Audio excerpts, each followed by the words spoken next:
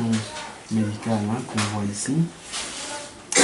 Voilà, je pense qu'ils sont juste venus quand même faire évaluer l'enfant. D'emblée, il n'y a rien qui me frappe, pas grand-chose.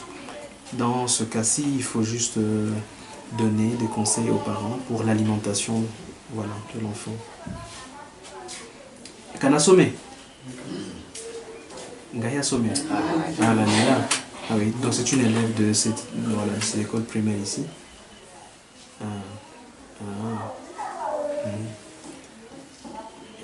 Ok.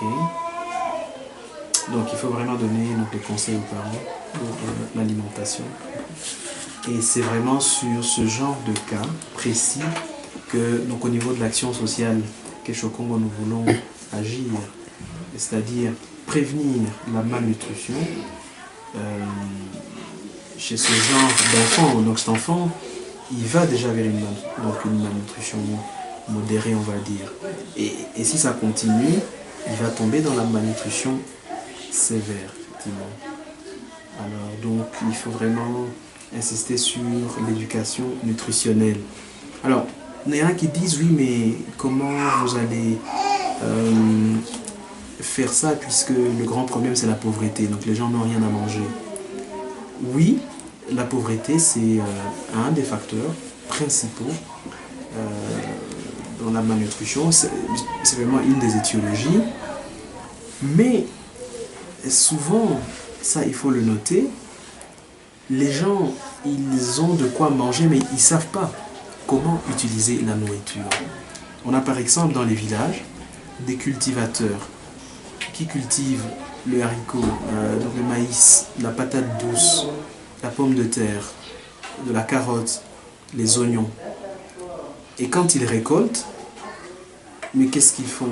Ils descendent en ville, ils vont vendre tout ce qu'ils ont récolté.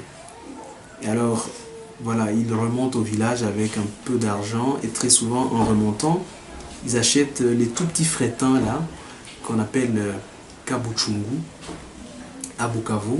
C'est vraiment des tout petits frétins qui ne sont pas riches en protéines, qui ne sont pas vraiment constructifs pour l'enfant. Et c'est cela que le soir on va donner aux enfants. Alors, une maman qui est descendue en ville, qui a vendu le produit de sa récolte, alors elle remonte au village, elle arrive vers 22 h, puisqu'elle fait le pied, entre-temps, si elle doit se payer le transport, elle consomme tout l'argent qu'elle a eu. Et donc elle arrive chez elle ici au village vers 21 h, 22 h. Les pauvres enfants, ils somnolent déjà, il y en a qui sont, voilà, là, qui dorment. Et c'est à ce moment-là, 21 h, qu'elle va commencer à préparer. Vous voyez, voilà, avec le bois de chauffage, ça prend tout le temps, c'est aussi la fumée, c'est tout ça. Voilà, la nourriture va être prête vers 23 h, les pauvres enfants, ils dorment déjà. On va devoir les réveiller pour dire, bien écoutez, réveillez-vous pour manger. Donc ils mangent à 23 h ou à minuit. Et ils doivent se lever demain matin pour aller à l'école. Le matin, ce n'est pas certain qu'ils mangent. Bon, s'il est resté une patate douce, ils se la partagent. Donc, c'est ça. Mais alors, nous, dans l'éducation, c'est de dire, oui, mais vous ne pouvez pas vendre tous les produits de vos récoltes. Eh bien, voici comment vous pouvez les utiliser. Vous avez de la pomme de terre, vous avez de la patate douce, vous avez de la carotte, vous avez les amarantes, vous avez donc le manioc, le haricot. Il faut utiliser tout cela. Parce que le haricot, c'est riche en protéines. Plutôt que d'aller tout vendre, il faut... Oui, c'est vrai, si vous avez besoin d'un peu d'argent pour payer les frais scolaires des enfants, vous pouvez vendre une partie, mais vous utilisez l'autre partie. Donc c'est vraiment sur tout cet aspect éducationnel que nous voulons travailler aussi. Parce qu'on ne peut pas tout mettre sur le dos de la pauvreté. C'est vrai, donc on est conscient que voilà, la pauvreté reste très endémique, c'est un grand problème et c'est une des causes principales de la malnutrition, mais ce n'est pas la seule cause.